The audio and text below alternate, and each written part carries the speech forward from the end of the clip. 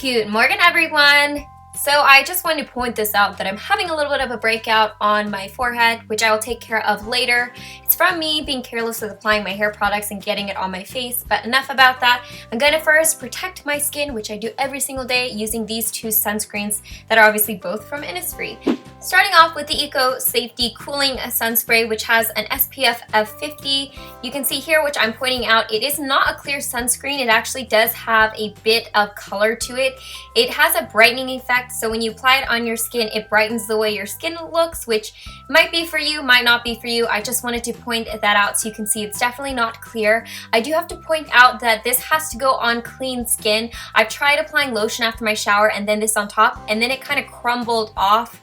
So just keep that in mind.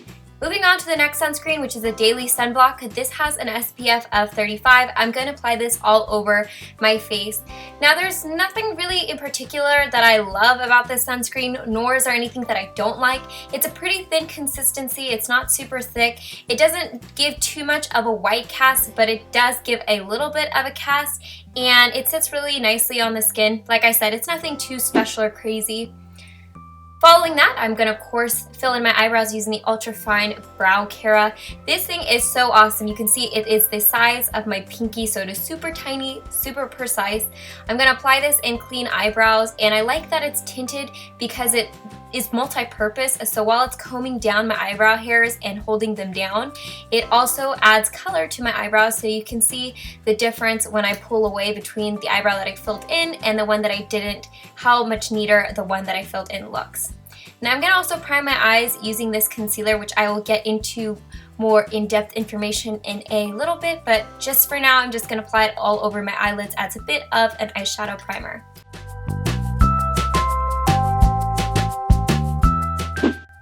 Next, I'm going to use a shadow pencil in Starlight Gray to base all of the colors.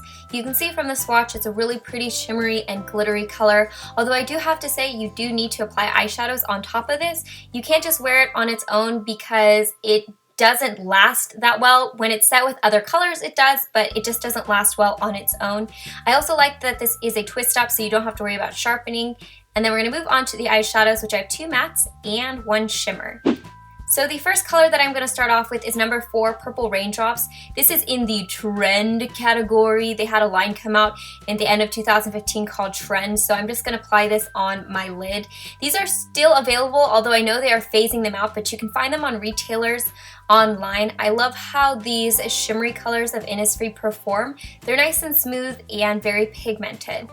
Next, I'm going to move on to another eyeshadow from the same trend line, which is number 2, Fragrant Lavender Bouquet. This is actually a little bit more of a miss for me. You can see from my swatch that they're not really pigmented, this color in particular. I'm really having to swirl my brush in, and you can see even the color payoff is pretty minimal.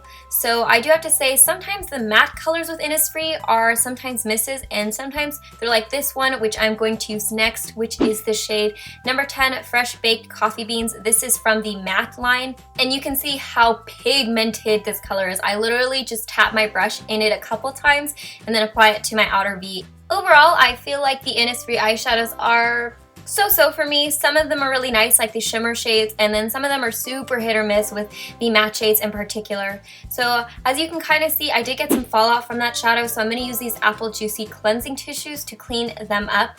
I did a little demo to show you how effective these are at removing the eyeliner, which I'll use in a second, and the shadow pencil, which I just swatched. And I'm just going to pick up some of the fallout. And these are really strongly fragranced. They're effective, as you can see here. Look at how much fallout there was. But the smell of these are almost so sweet and artificial, it's almost nauseating in my opinion, so I won't be buying those again. I also went back and touched up the sunscreen I removed with the wipes.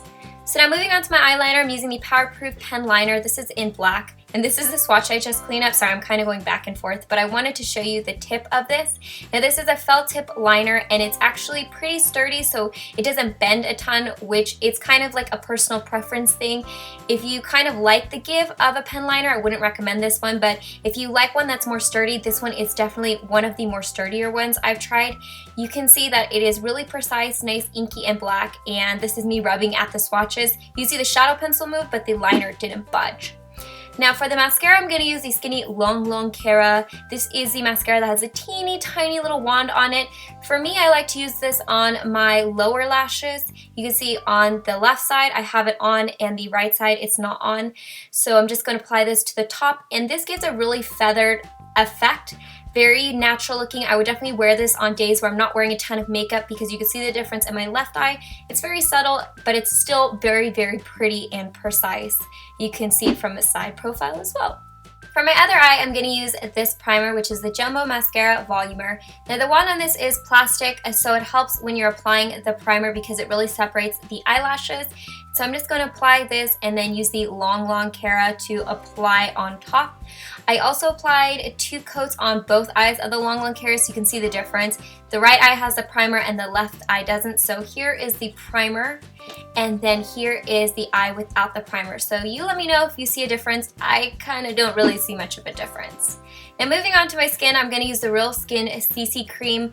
This is a white cream that when you apply it onto your skin, it adjusts to your skin tone. I actually applied way too much with one pump, so I was kind of going back and forth with the wipe and wiping my hands off to remove some of it. You can see it looks really, really white on my skin at first. So this is what it looked like immediately after applying it, and then this is about 5 minutes later. I let it oxidize a little bit so you can see it did slightly adjust to my skin tone.